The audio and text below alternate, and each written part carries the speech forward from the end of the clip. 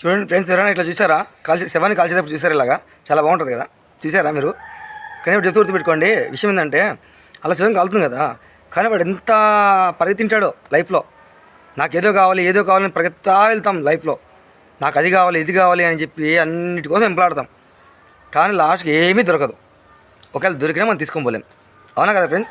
కానీ దేవుడు ఎందుకు మనకి ఇట్లా పెట్టాడో తెలియదు. కానీ దేవుని సృష్టి ఆ రహస్యం వేరబ్బా ఎంతైనా కానీ.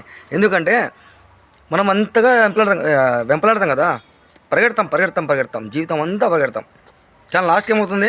చనిపోతాం. చనిపోయిన తర్వాత ఏమవుతుంది? మట్టిలో కలిసిపోతాం. కాల్చినా మట్టిలో కలిసిపోతాం, పూడ్చినా మట్టిలో కలిసిపోతాం.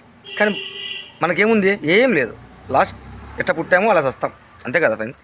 ఏమంటారు? సరే కానీ మీరు చూసారా ఇలాగా శవం కాలుతున్నప్పుడు? ఎవరైనా చూసారా?